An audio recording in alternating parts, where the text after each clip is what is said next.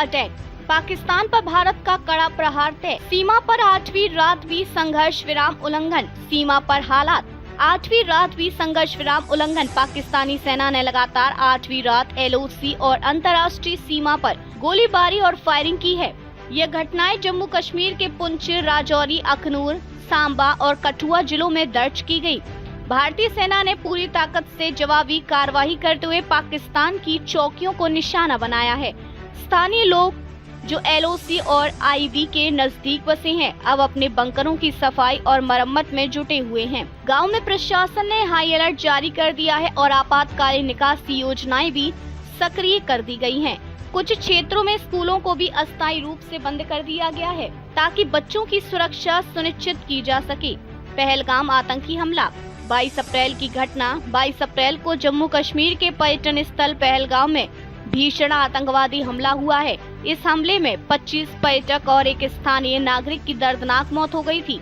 आतंकियों ने एक सुंदर घास के मैदान के रास्ते पर, जो या तो पैदल या पौनी सेवा से पहुंचा जा सकता था, सुनियोजित हमला किया गया था।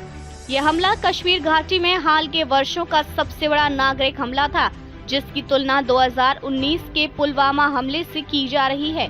भारत सरकार की त्वरित और कड़ी प्रतिक्रिया। हमले के तुरंत बाद प्रधानमंत्री नरेंद्र मोदी ने सुरक्षा तंत्र के शीर्ष नेतृत्व के साथ एक आपातकालीन बैठक की। बैठक में शामिल रहे रक्षा मंत्री राजनाथ सिंह, राष्ट्रीय सुरक्षा सलाहकार अजीत डोभाल, CDS जनरल अनिल चौहान, थल सेना, वायुसेना और नौसेना के प्रमुख। प्रधानमंत्री मोदी ने सेना को दी पूर्ण ऑपरेशनल स्वतंत्रता, यानी सेना अपने अनुसार टाइमिंग, टारगेट और मेथड चुन सकती है।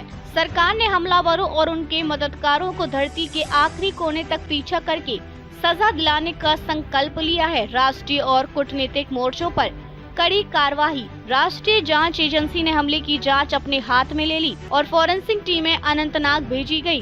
गृह सचिव गोविंद मोहन ने केंद्रीय एजेंसियों के साथ रणनीति तैयार की। भारत ने पाकिस्तान के खिलाफ कई महत्वपूर्ण कूटनीतिक कदम उठाए। इंडस वाटर ट्रीटी को निलंबित किया गया।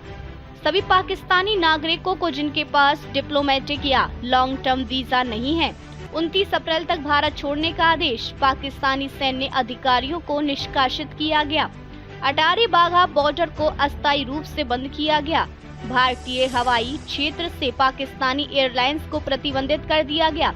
अंतर्राष्ट्रीय प्रतिक्रिया। अमेरिका ने सावधानी बरतने की सलाह दी। अमेरिका के उपराष्ट्रपति JD वैंस ने कहा, हम आशा करते हैं कि भारत ऐसा जवाब देगा जिससे क्षेत्रीय युद्ध का खतरा न बढ़े। वैंस ने साथ ही उम्मीद जताई कि पाकिस्तान भारत के साथ मिलकर हमलावरों को पकड़ने में सहयोग करेगा।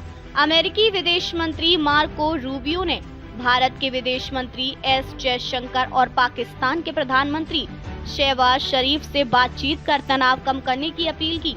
अमेरिका ने हमले की निंदा की और भारत के आत्मरक्षा के अधिकार का समर्थन भी जताया। राजनीतिक मोर्चे पर भारत का सख्त संदेश। गृह मंत्री अमित शाह ने जोरदार बयान दिया। नरेंद्र मोदी का भारत किसी भी कायराना हमले का जवाब चुपचाप नहीं देगा, बदला लिया जाएगा एक एक करके। सरकार ने स्पष्ट किया है कि अब आतंकवाद के खिलाफ लड़ाई केवल सीमा पर नहीं बल्कि वैश्विक मंचों पर भी तेज की जाएगी। संसद में सर्वदलीय बैठक हुई जिसमें सभी राजनीतिक दलों ने सरकार को समर्थन दिया। भारत की नीति साफ है। भारत ने साफ कर दिया है कि इस बार केवल सुरक्षा नहीं बल्कि रणनीतिक, कूटनीतिक, आर्थिक और वैश्विक दबाव के सभी उपाय अपनाए जाएंगे। जहां एक और सेना को पूरी आजादी मिली है, वहीं दूसरी ओर अंतर्राष्ट्रीय मंच पर भी भारत अपनी स्थिति मजबूती से रख रहा है। दुनिया की नजरें अब इस पर टिकी हैं कि भारत कब और कैसे अपने जवाबी कदम उठाएगा।